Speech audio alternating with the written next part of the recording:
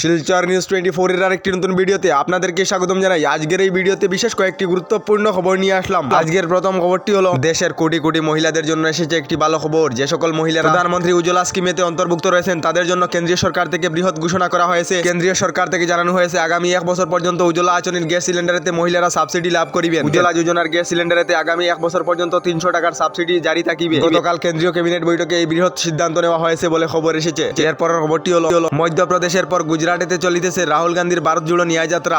এই যাত্রায় গুজরাটেতে রাহুল গান্ধী বলেছেন, যদি আমাদের সরকার আসে তাহলে 30 লাখ যুবক যুবতীদেরকে সরকারি চাকরি দেওয়া হবে। তার সঙ্গে গ্রাজুয়েট যুবক যুবতীদেরকে বছরে 1 লাখ টাকা করে দেওয়া হবে। তার সঙ্গে এই যাত্রায় রাহুল গান্ধী জানিয়েছেন দেশেতে পেপার লিকের জন্য নতুন কানুনের ব্যবস্থা করা হবে। এরপরের খবরটি হলো রাজ্যবাসীর জন্য মুখ্যমন্ত্রী ডক্টর হেমন্ত বিশ্ব শর্মার বৃহৎ ঘোষণা। লটারি খেলা, তীর খেলা, জুয়া খেলায় যে সকলেরা জড়িত রয়েছেন তাদেরকে শীঘ্রই গ্রেফতার করা হবে বলে জানিয়েছেন মুখ্যমন্ত্রী ডক্টর হেমন্ত বিশ্ব শর্মা। শীঘ্রই বন্ধ করা হবে রাজ্যের তীর খেলা, লটারি খেলা, জুয়া খেলা। সুদখোর গ্রেফতার অভিযানের পর এবার রাজ্যে লটারি খেলা, জুয়া খেলা, তীর খেলার বিরুদ্ধে অভিযান চালানো হবে বলে জানিয়েছেন মুখ্যমন্ত্রী ডক্টর হেমন্ত বিশ্ব শর্মা। এরপরের খবরটি হলো লোকসভা নির্বাচন আসার মাঝে মাত্র কয়েকটি দিন রয়েছে। লোকসভা নির্বাচন আসার আগেই একসাথে 300 কংগ্রেস কর্মী দল ত্যাগ করেছেন বলে খবর এসেছে। নির্বাচনের প্রাক্ক্ষণেতেই কংগ্রেসের হাহাকার লাগিতেছে। মহিলা কংগ্রেসের সভানেত্রী এবং জেলা কংগ্রেসের 4 সম্পাদক সহ মোট 300 কর্মীর কংগ্রেস ত্যাগ করার খবর এসেছে। এরপরের খবরটি হলো বিহুর আগেই ভোটের সম্ভাবনা কম রয়েছে বলে খবর এসেছে। জানা গেছে আসাম সফরে এসে খতিয়ে দেখলো নির্বাচন কমিশনারের দল। বুধবার সকাল থেকে রাজ্যের সব জেলা শাসক এবং নির্বাচন কমিশনারের দল বৈঠক করেছে। তার সঙ্গে এবারে নির্বাচনেতে আর্টিফিশিয়াল ইন্টেলিজেন্স ব্যবহার করিবে নির্বাচন কমিশন।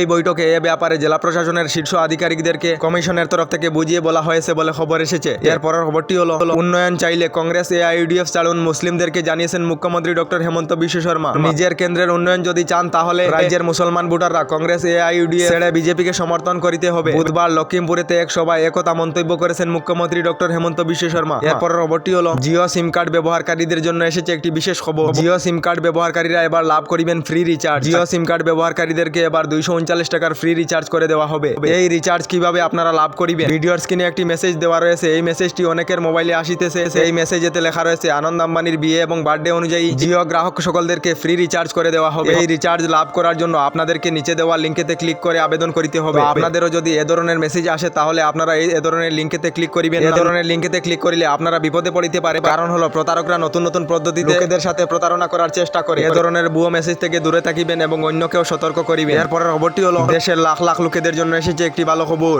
একদিনেই 5,55,555টি সরকারি ঘর দেওয়া হবে। 9 মার্চ তারিখেই প্রধানমন্ত্রী আবাস যোজনার অধীনে দেশের লাখ লাখ পরিবারদেরকে সরকারি ঘর দেওয়া হবে। ইতিমধ্যে তালিকা প্রস্তুত করা হয়েছে। তালিকায় আপনাদের নাম রয়েছে নাকি ভালো করে দেখে নিন। দেশের ভিতরে একদিনেই 5,55,555টি সরকারি ঘর দেওয়া হবে বলে জানিয়েছেন প্রধানমন্ত্রী নরেন্দ্র মোদী। আমাদের ডেইলি খবরগুলি ভালো লাগলে আমাদের ভিডিওতে লাইক দিয়ে চ্যানেলটিকে সাবস্ক্রাইব করে নেবেন।